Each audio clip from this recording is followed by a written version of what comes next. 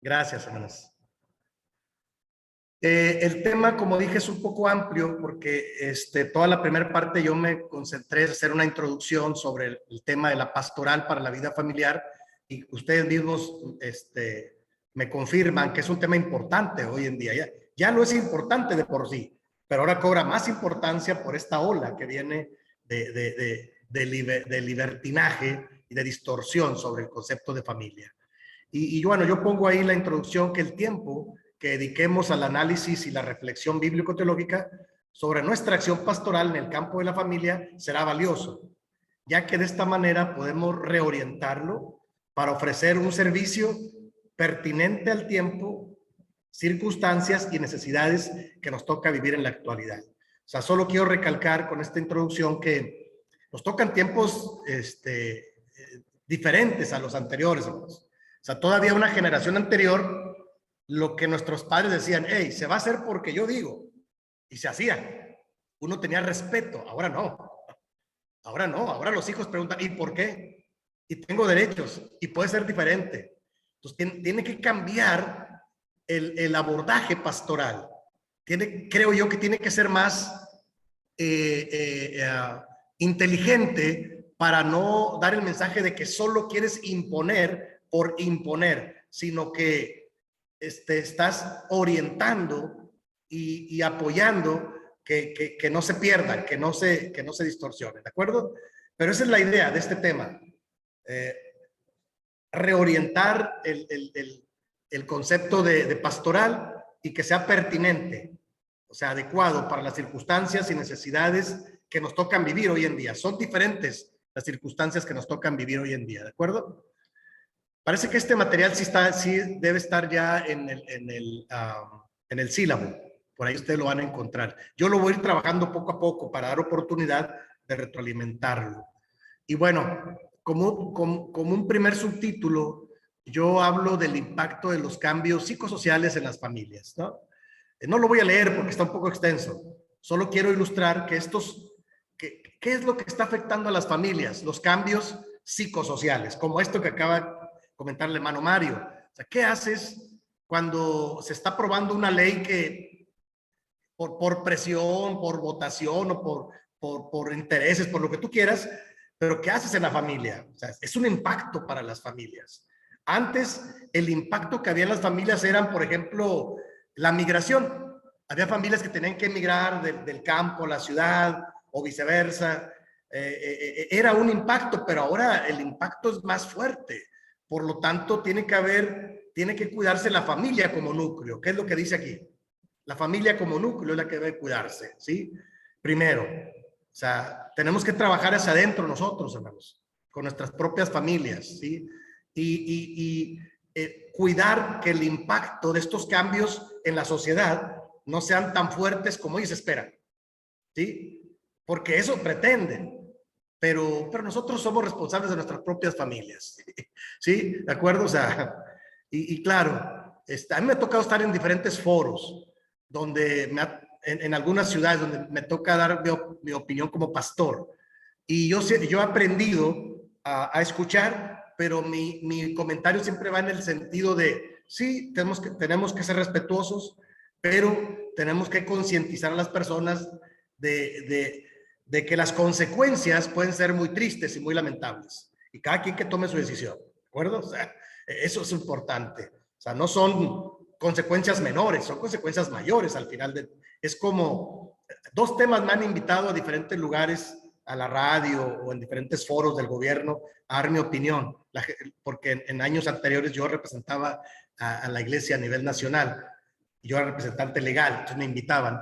El tema le llaman de la despenalización de las drogas, especialmente de la marihuana, y el tema de la homosexualidad. Eran dos temas que se estaban debatiendo aquí en México. Supongo que allá también.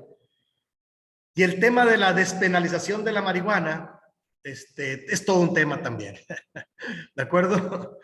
Y yo un día le dije en un foro, estaban ahí todos de acuerdo, y yo me quedé callado. Por estrategia, a veces yo me quedo callado para escuchar qué proponen, qué elementos tienen. Y al final les di una opinión que los dejó sorprendidos. Les dije, a ver, ¿ustedes creen que eso va a ayudar a la sociedad? Sí.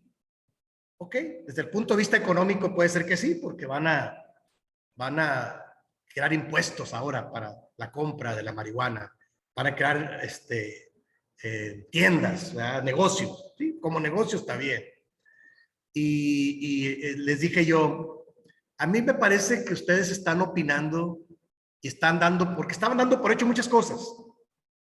Y les dije yo, si les interesa escuchar a alguien que fue experto en esos campos, me pueden escuchar un poco. Y dijeron, bueno, está bien. Y les dije, porque yo tengo experiencia en ello. Cuando viví en Baja California, tuve el curso de, el gobierno hizo un programa de Daré Vive Sin Drogas. Y he trabajado en centros de rehabilitación y viví en un barrio donde se movía y se vendía todo esto. Claro. O sea, conozco el asunto. Pero les decía yo, lo que pasa es que no se imagina, si el alcohol ha traído consecuencias más que beneficios. Digo, es un negocio, sí, es un negocio muy grande. Como negocio está bien, pero como consecuencias para el impacto del núcleo familiar y del tejido social, como ellos le llaman, es garrafal. Si el alcohol ha traído problemas, la mezcla del alcohol con esto es lo que llaman, en los barrios se cruzan, va a traer consecuencias garrafales. Lo doble o lo triple o no sé cuántas veces más.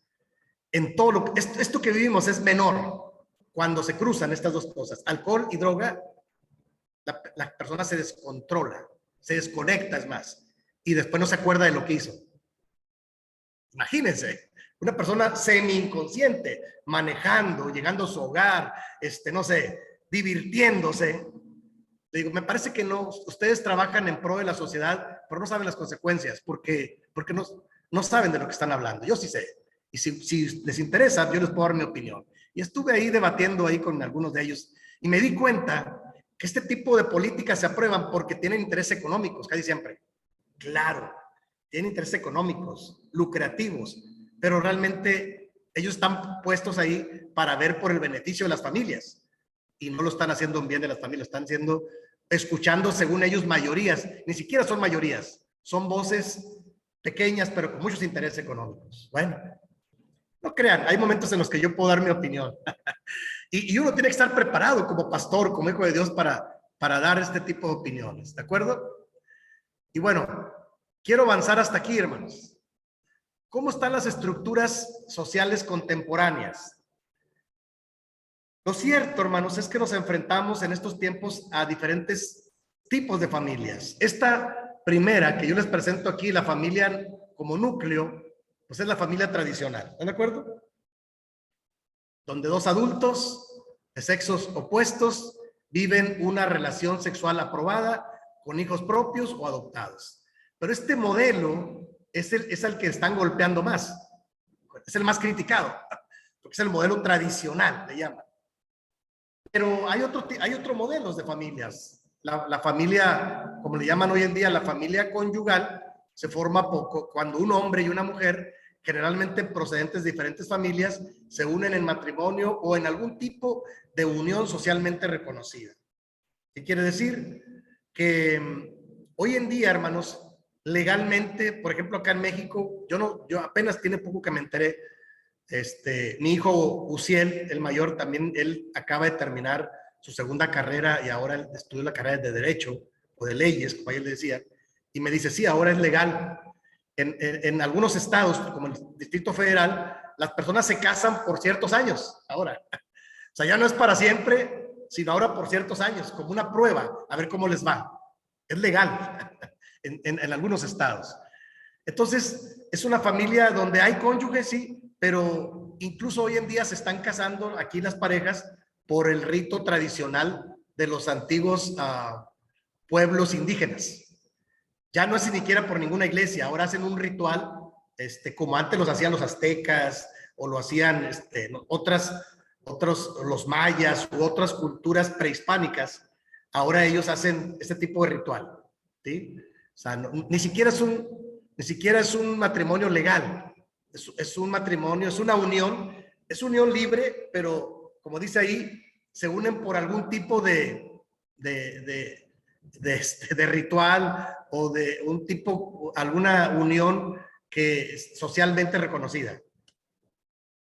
La familia unipaterna, no sé si a ustedes les pase, pero quiere decir cuando hay un solo progenitor.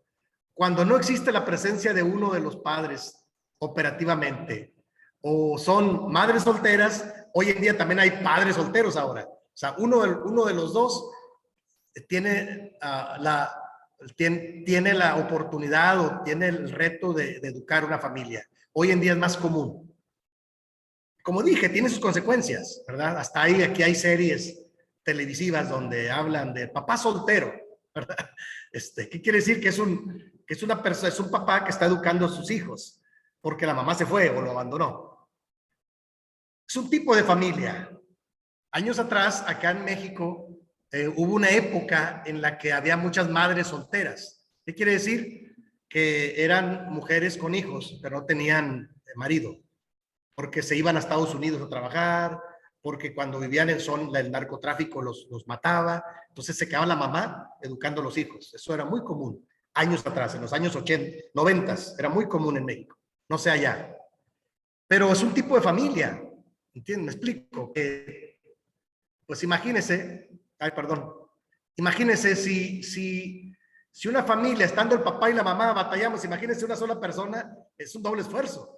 Sí, yo llegué a pastorear en la iglesia de Tijuana personas como eran cuando menos unas 5 o 6 hermanas que eran madres solteras, con familias muy grandes, pero nada más ellas. El esposo ya no estaba, por diferentes motivos. Y fue todo un reto para mí pastorear ese tipo de familias, porque ellos extrañan la figura paterna y los hijos comúnmente se les descontrolan porque no hay figura de autoridad. Bueno, otro tipo de familia es la familia extendida.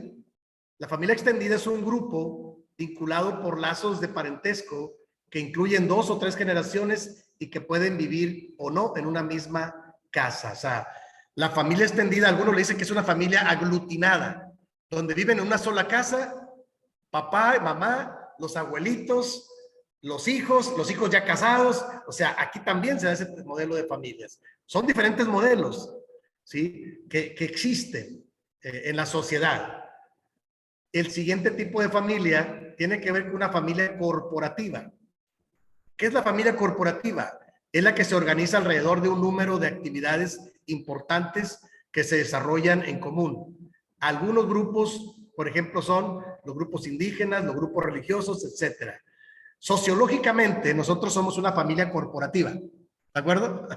Porque nos decimos hermanos en la fe y nos reunimos y nuestro parentesco es corporativo, o sea, nos reunimos porque tenemos intereses comunes. Sociológicamente así nos catalogan los sociólogos, ¿de acuerdo? Y está bien, somos una familia en la fe, ¿sí? Aunque no tenemos parentesco consanguíneo, pero tenemos, a veces hasta nos llevamos mejor, ¿verdad? Con la familia en la fe. Eso suele pasar también, ¿no? Así es. Pero sociológicamente así nos ubican.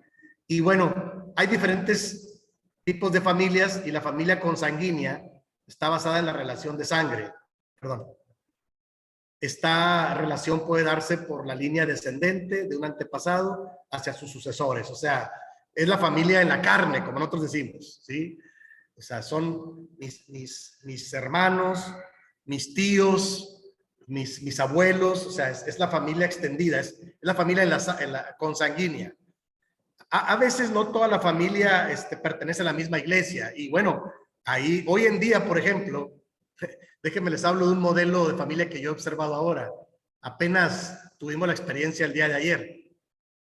Nos concordamos, murió un ministro aquí en la ciudad, muy querido por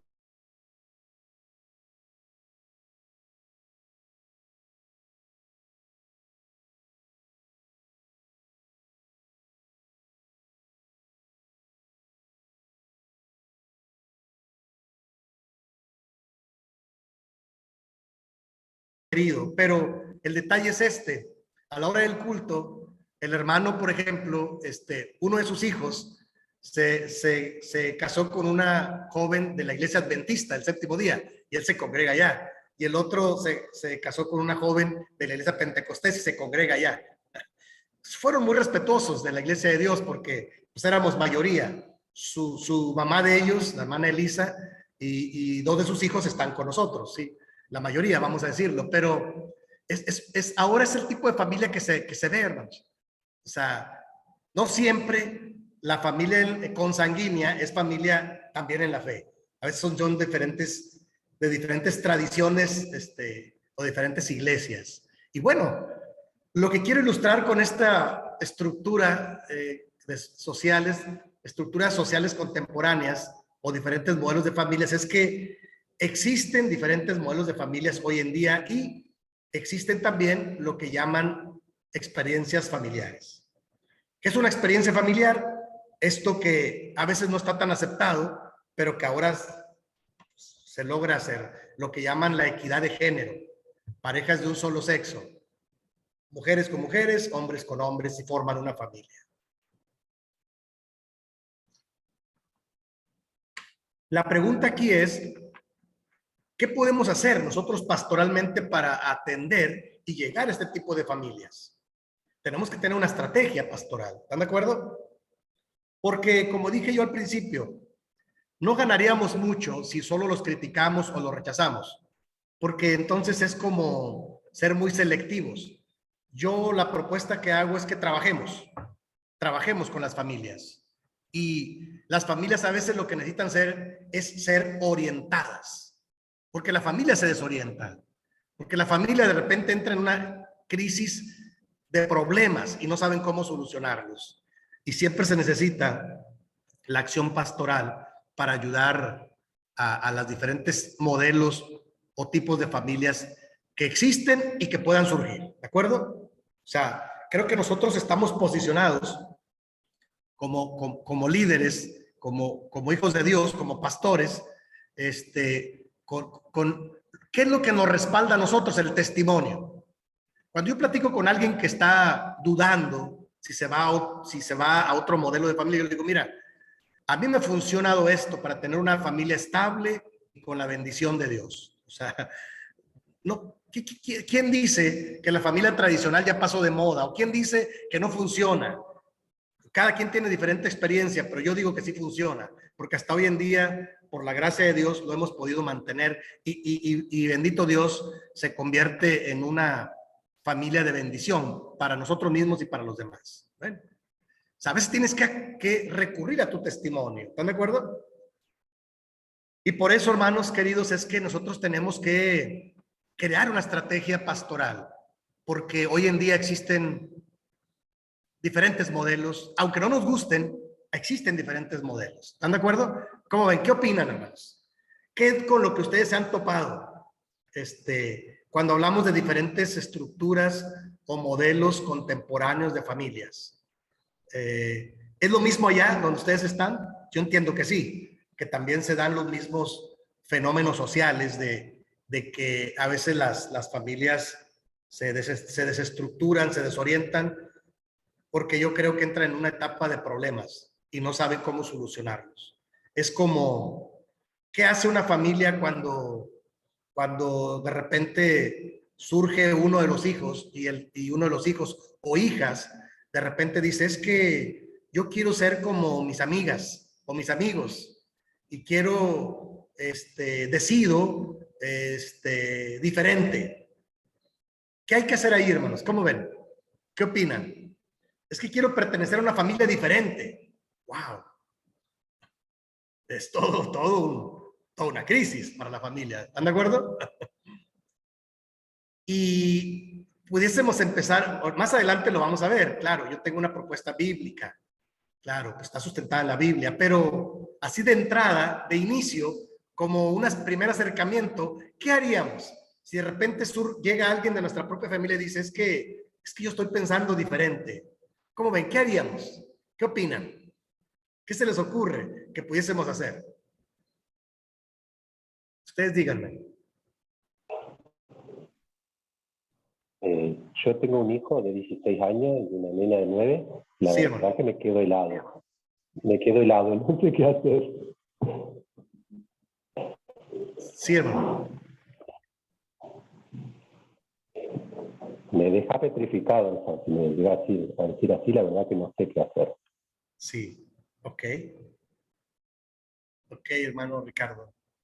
Sí, sí, es un reto orientar, por eso yo me atreví a platicarles la experiencia que yo he tenido con uno de mis hijos. Es diferente, los hijos son diferentes.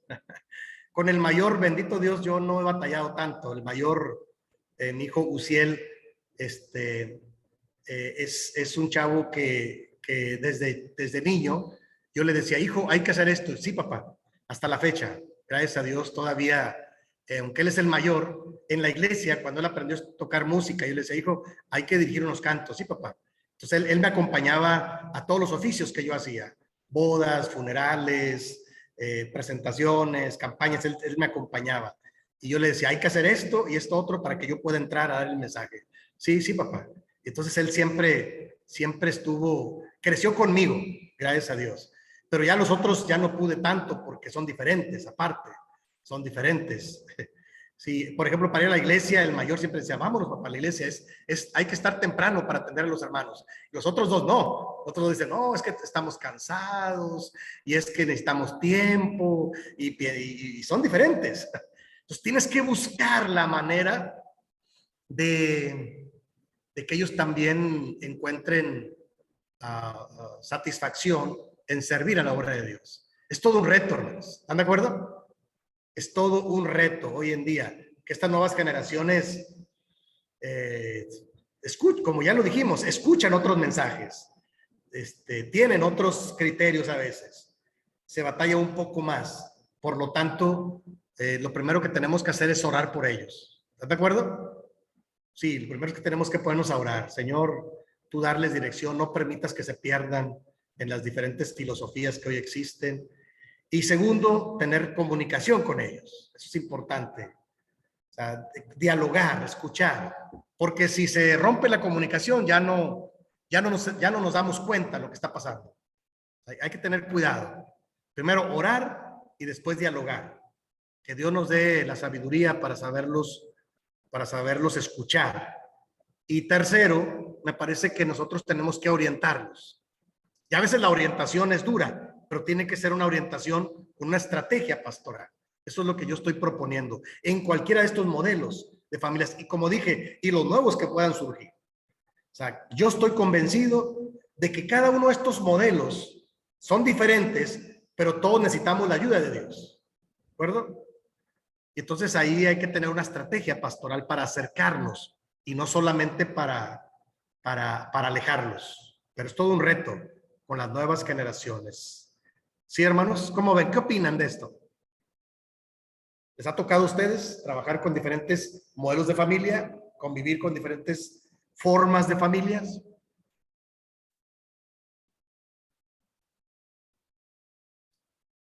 ¿Qué opinan al respecto?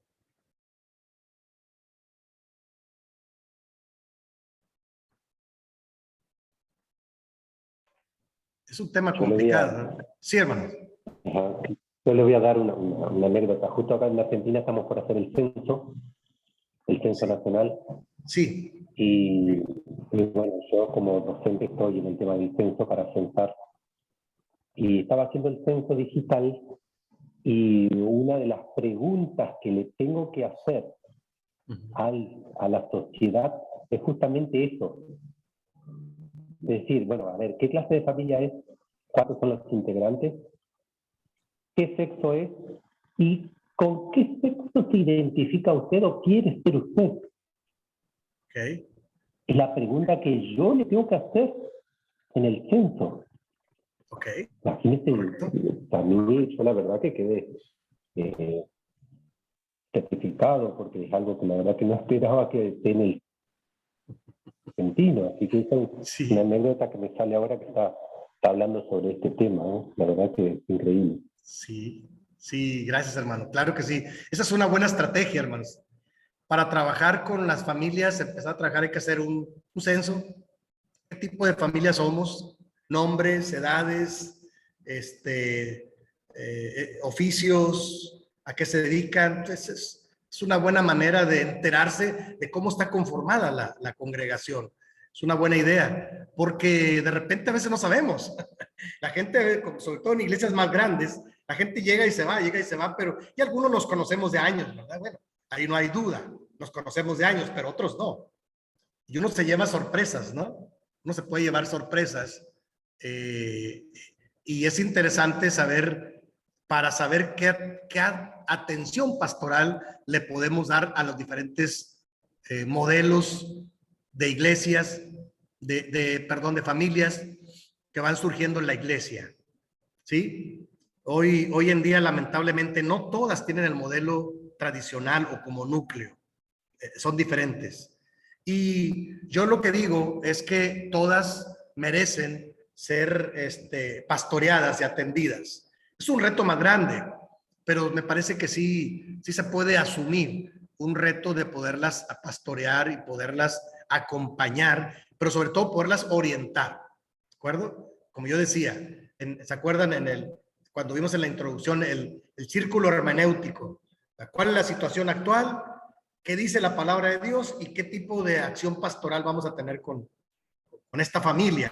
Y es diferente porque cada familia es diferente. Entonces, son retos para nosotros como líderes, poder acompañar hoy en día a los diferentes modelos de familias. ¿De acuerdo, hermanos? ¿Alguien más tiene algún comentario? ¿Alguna pregunta? Permiso, hermano. Sí, hermano. Lo que comentaba el hermano Ricardo es que ahora el 18 de mayo acá en Argentina va a ser el censo nacional. Ok.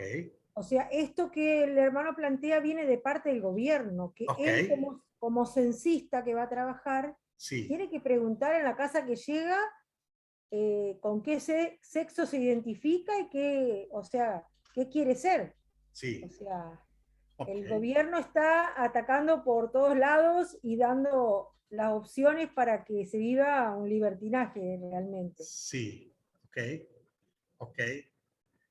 Sí, ahí como dije, es todo un reto orientar a la familia, ¿verdad? Orientar a la familia. Y como dije, cuando uno se da cuenta que existen problemas en las familias, uno lo primero que tiene que hacer es orar por las familias, ¿no? A veces Dios, en su soberanía, nos permite encontrar respuestas, ¿sí? Y Dios va orientando también a la familia, porque, como dije, no hay familias perfectas, todas tenemos alguno que otro detalle, pero se pueden trabajar, se pueden trabajar. Por eso es que vamos a avanzar un poquito y vamos a hablar un poco acerca de la familia y su misión conforme al plan de Dios, ¿de acuerdo? En la Biblia, y voy a leer solo el primer párrafo. En la Biblia, la familia no tiene otra misión que ser familia, es decir, forjar seres humanos a la imagen y semejanza de Dios, ¿de acuerdo? Y luego ya viene una introducción ahí. Pero el siguiente subtema es, vamos a ver a la familia y la misión que Dios le ha dado conforme al plan de Dios.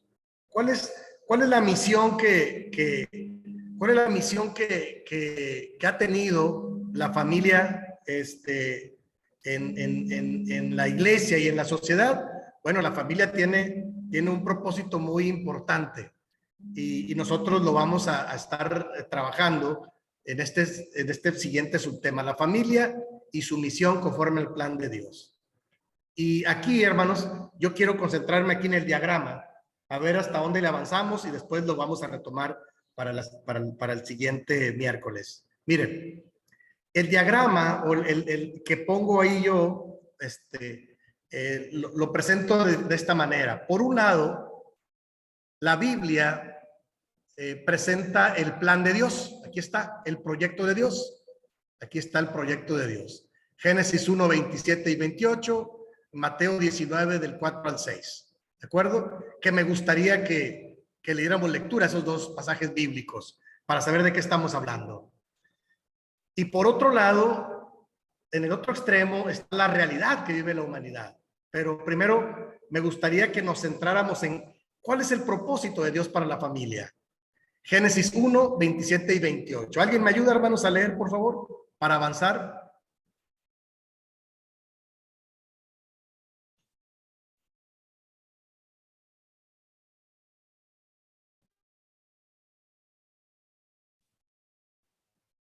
¿Qué dice, hermanos? Génesis 1, 27 y 28. ¿Me ayudan, por favor? Permiso. Sí. Y Dios creó al hombre a su imagen, lo creó a imagen de Dios, hombre y mujer los creó, y los bendijo Dios con estas palabras: reprodúzcanse, multiplíquense y llenen la tierra, domínenla, sean los señores de los peces del mar, de las aves de los cielos y de todos los seres que reptan sobre la tierra. Amén. Gracias, hermano. Algunos teólogos le llaman a este pasaje el mandato cultural. ¿Qué quiere decir? Que desde Génesis 1, Dios está creando todo en perfección y cuando Génesis 1 dice que creó al hombre en general, es el término Adam en genérico, creó al ser humano, será la mejor traducción, a su imagen y semejanza, varón y hembra los creó. Y luego les da el mandato cultural. Pueden reproducirse y llenar la tierra y administrarla, ser administradores, ser mayordomos de esta creación. Entonces, ese es el proyecto de Dios original, ¿de acuerdo? Después ya viene en Génesis capítulo 2, con detenimiento, cómo es que Dios creó al hombre y a la mujer. ¿Qué, Facu? ¿Verdad? Bueno. Viene la manera más específica de cómo el hombre es creado del polvo de la tierra y la mujer de la costilla, ¿no? Pero este es el proyecto de Dios original. Apenas hace una semana, mi esposa y yo tuvimos una invitación para dar una plática en otra de nuestras iglesias aquí cercanas y estábamos hablando precisamente de esto, de cómo es que el proyecto de Dios original le da al hombre y a la mujer, a los dos, la misma dignidad. Los dos tienen la imagen y semejanza de Dios, porque es una imagen ético-moral, ¿de acuerdo? O sea, el hombre y la mujer tienen la imagen y semejanza de Dios. Dios los crea en igualdad de condiciones, Dios los crea con la misma dignidad. El problema es que a partir de Génesis capítulo 3, cuando entra la maldad y la tentación y entra la desobediencia, de Génesis 3 para adelante la humanidad se pervierte y entra el pecado, y el pecado trae muchas consecuencias, como dije, y entonces el concepto de pareja y por consiguiente el concepto de familia se va distorsionando. Ya para el capítulo 4 ya existe el primer asesinato que entre los dos hermanos, entre los dos primeros hermanos, Caín y Abel. Entonces hay un asesinato. Y de ahí la humanidad se va multiplicando, pero la maldad viene cayendo hasta, bueno, nosotros conocemos muy bien el texto bíblico hasta que llega la maldad hasta lo más alto y viene la etapa del diluvio, porque la maldad es mucha. Entonces, estábamos nosotros haciendo, mi esposa y yo, una reflexión con los hermanos de cómo el proyecto original de Dios es que al hombre y a la mujer tienen la misma dignidad delante de Dios. Acá en México hemos batallado mucho con un concepto que se le llama el machismo mexicano. No sé si aplique allá con ustedes. Y yo hasta los bromeo a los hermanos, porque es un término cultural, hermanos. Es el machismo, que el hombre se siente superior a la mujer. Y es muy difícil de dejar esa posición. Y yo los bromeo a los hermanos, les digo, es que nosotros somos machos mexicanos cristianos. Somos una mezcla a veces de eso. Y los hermanos se ríen y se molestan. ¿Cómo, hermanos? Sí, hermanos. Porque aunque somos cristianos, seguimos a veces tratando a la mujer inferior. Eso es machismo. El proyecto de Dios no es así. El proyecto de Dios es diferente. Por eso me interesa mucho clarificar que el proyecto original de Dios es crear un hombre y una mujer en igualdad de condiciones, con diferentes funciones, ¿sí? Pero en igualdad de dignidad. ¿Están de acuerdo con esto, hermanos? Es importante. Acá hemos batallado mucho con eso, porque, bueno, nuestra cultura así nos llevó en parte, ¿no? Y Mateo capítulo 19, versículo 4 al 6, es un pasaje que sintetiza cómo el Señor Jesucristo da una explicación magistral del por qué la sociedad a los tiempos de Jesús se había pervertido en términos del matrimonio, de la relación hombre y mujer. ¿Qué dice, hermanos? Mateo 19, del 4 al 6, por favor.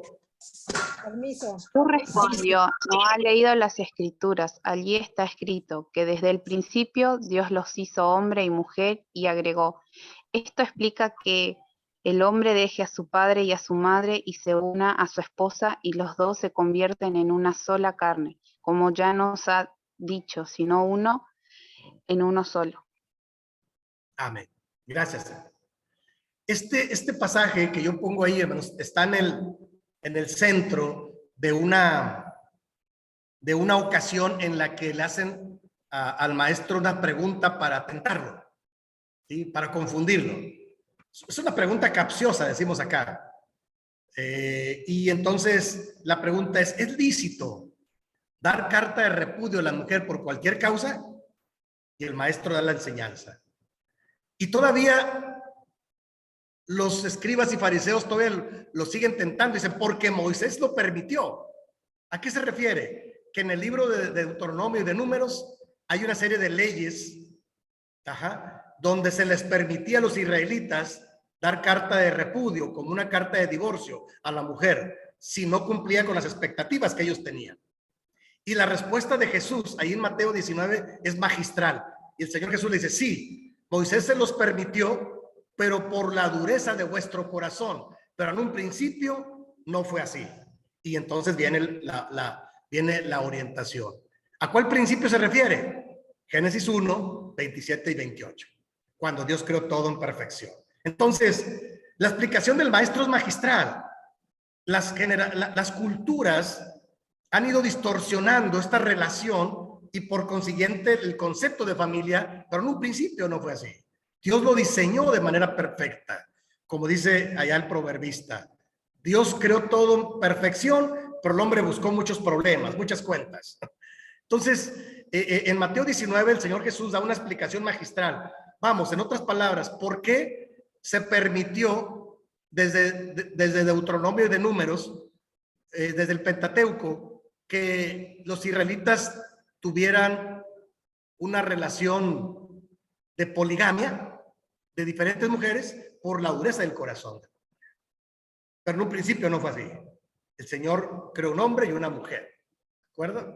Entonces, yo les explicaba a los hermanos que aún el pueblo de Israel, en el transcurso de ir forjando una cultura propia, fue tomando elementos de otras culturas y los hizo como ellos, entre ellos la poligamia. ¿De acuerdo?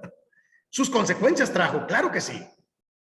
Graves consecuencias les trajo, pero lo hicieron parte de su cultura. Por eso cuando Jesús viene, Jesús da una orientación magistral. Para mí Mateo 19 es la clave. Por la dureza del corazón de los judíos, Moisés se los permitió como un legislador, pero en un principio no fue así.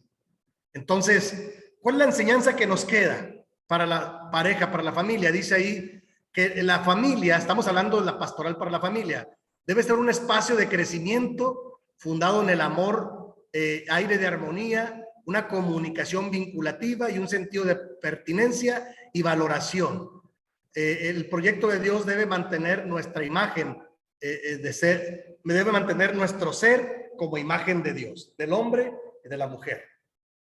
Ahora, eso es lo que Dios quiere, es el proyecto original de Dios, pero la realidad está acá, que eso es lo que la sociedad vive. Y las sociedades se fueron pervirtiendo. ¿Qué dice Génesis 4, del 1 al 8, hermanos? ¿Alguien más me ayuda a leerlo, por favor?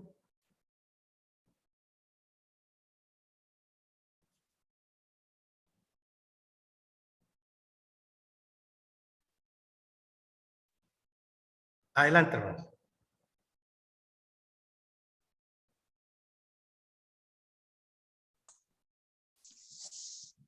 Génesis 4, del 1 al 8. Sí.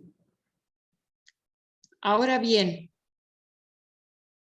Adán tuvo relaciones sexuales con su esposa, Eva, y ella quedó embarazada cuando dio a luz a Caín.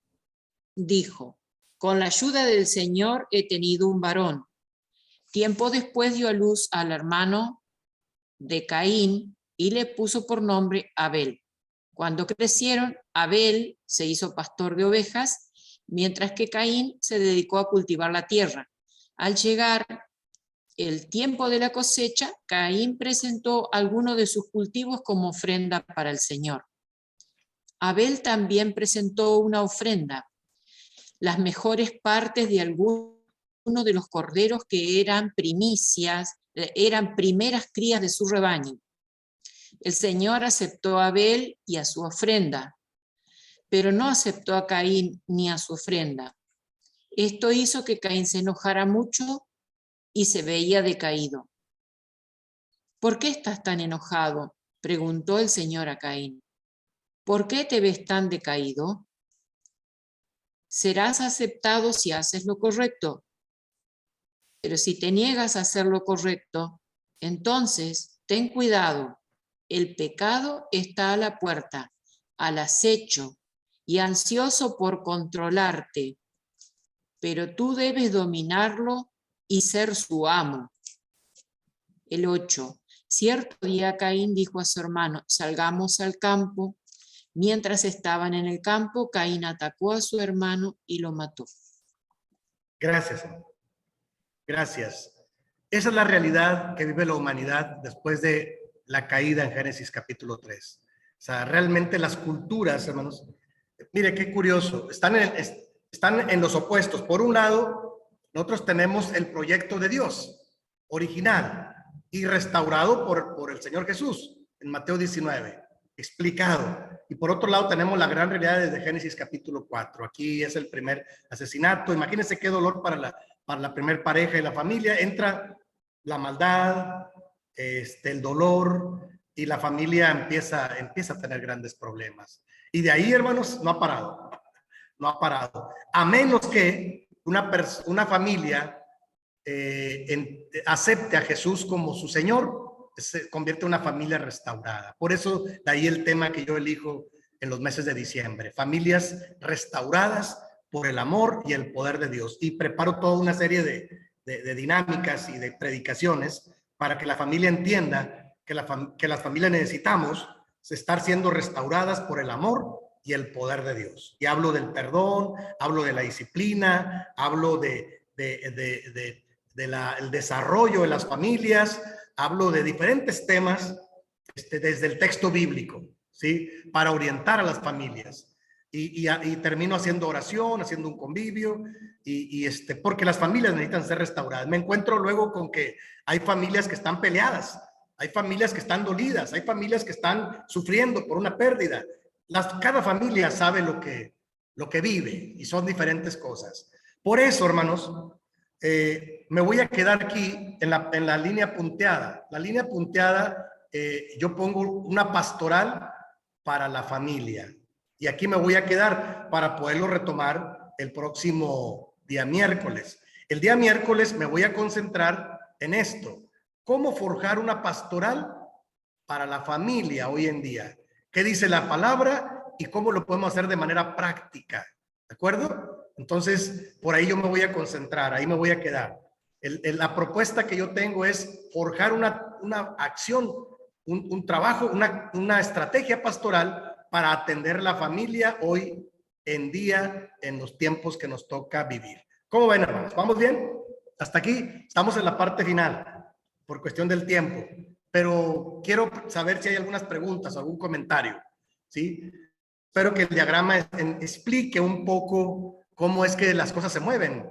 Por un lado, Dios quiere lo mejor para nosotros, pero por otro lado está la gran realidad que vivimos ante sociedades ya muy pervertidas, sociedades ya muy embaladas en el pecado. Y aunque las sociedades han avanzado en ciencia, en tecnología y comunicaciones y todo esto, la verdad es que ético, moralmente están distorsionadas. Yo me gusta usar, les digo yo, están en la lona. O sea, podrán ser gente muy preparada y muy estudiada y con tantos adelantos, pero en la parte ético-moral están mal. No lo reconocen, claro, porque pues tratan de buscar, como dije yo en el segundo tema que vimos, tratan de buscar la espiritualidad de maneras distorsionadas por la filosofía, por la religiosidad, pero no, no buscan la solución de fondo.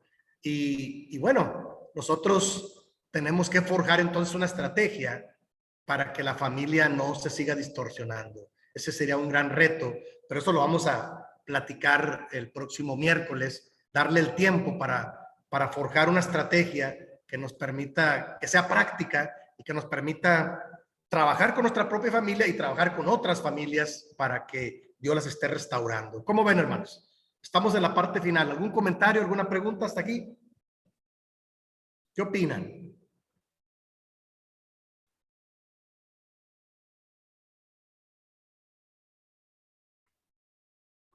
Yo personalmente considero que es un tema muy, muy importante para todos, ¿no es cierto? Para que lo sepamos, para que lo vayamos analizando más a fondo por ahí.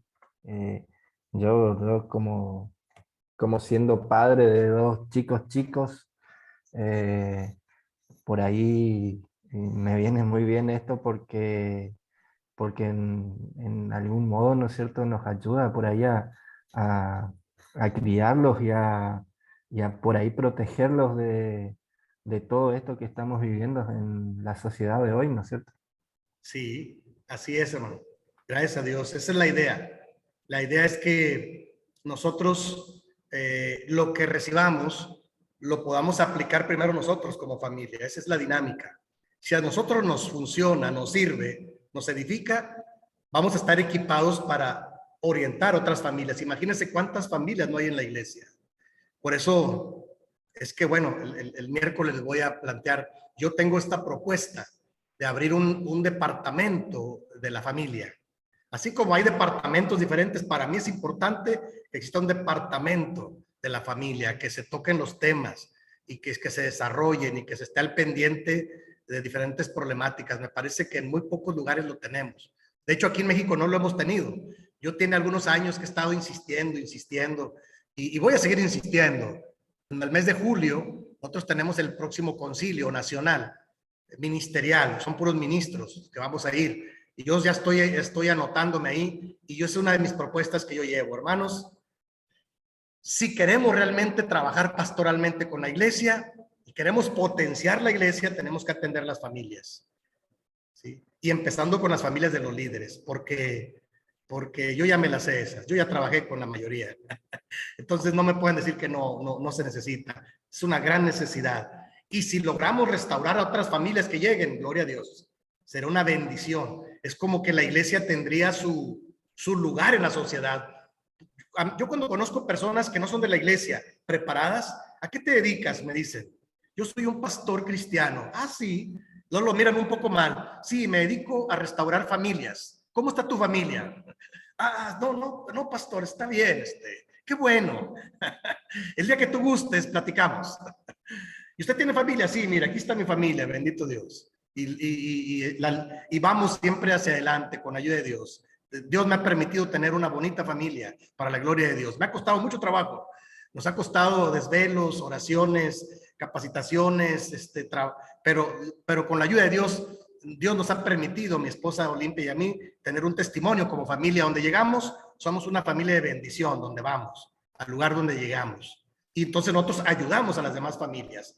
Y entonces, sí, yo no crean, no me dejo tan fácil, porque sí, cuando alguien es médico, es abogado, es arquitecto, de repente tiene así como una actitud así que nosotros somos mucha pieza. Está bien. ¿Y a qué te dedicas? Yo me dedico a restaurar familias, a trabajar con familias. El día que guste, ahí estamos. ¿Verdad? Sí, claro, porque para mí es donde aplica realmente el trabajo pastoral. Sí, porque es donde tiene su función en la sociedad. Ellos hablan mucho de recuperar el tejido social. Sí, se recupera restaurando primero la familia. Si no lo van a poder hacer, ninguna sociedad lo va a poder hacer. Y entonces, yo tengo mis convicciones, no crean, y no me dejo. No me convencen de lo contrario. Y como dice el hermano Ausencio, el pastorado es una profesión honorable. Sí, ¿a qué te dedicas? Yo me dedico a esto. Y el estudio de psicología y de logoterapia me ayuda como herramientas para poder restaurar las familias. Pero yo soy un pastor y no me da vergüenza, me da orgullo saber que yo me dedico a eso, a trabajar con mi familia y a restaurar otras familias con la ayuda del buen Dios. Claro que sí. Y entonces ya no me dice nada. Ya cuando menos me posiciono, más o menos. No me gusta que el menosprecio así de que los pastores, no, sí, los pastores tienen su función importante para la sociedad incluso. No estamos fuera de la sociedad, somos parte de esta sociedad, de este tejido social. Claro que sí. Como dijo el maestro, nuestro anhelo es ser luz para este mundo, porque el mundo está muy oscuro. Alguien lo tiene que alumbrar con el evangelio. Entonces, yo estoy convencido de eso. Por eso, a cualquier ciudad donde voy, a cualquier lugar donde voy, yo me presento así. Y aunque estudio psicología y aunque estudio otras cosas, para mí es un orgullo dedicarme a esto. ¿Sí? Me parece que la sociedad también en algún momento los tiene que reconocer. Y más cuando he trabajado en centros de rehabilitación, restaurando gente que viene de adicciones, y la familia me pregunta, hermano, ¿y cómo le hizo? Con la ayuda de Dios. Y el acompañamiento y la palabra, que es poder de Dios, el evangelio, se puede restaurar a una persona. O sea, les hemos demostrado a algunas familias que lo que no pueden hacer las sociedades se puede hacer con el evangelio, que sigue siendo buena noticia y sigue siendo poder de Dios para salvación. Ahí está. Creo que eso es lo que necesita la sociedad de este mundo, pero bueno, no todos lo entienden así y nosotros no debemos de cansarnos de hacer el bien, como dice el maestro. ¿De acuerdo, hermanos? Entonces, nuestro enfoque es restaurar las familias. Ese debe ser nuestro enfoque como hijos e hijas de Dios en nuestro ministerio pastoral. ¿Sí, hermanos? Y bueno, vamos a dejarlo entonces el tema aquí, por cuestión del tiempo, pero no se preocupen, el miércoles lo vamos a retomar. ¿Están de acuerdo? Si no hay alguna otra pregunta, algún otro comentario. El miércoles lo retomamos para hablar me interesa mucho centrarme aquí.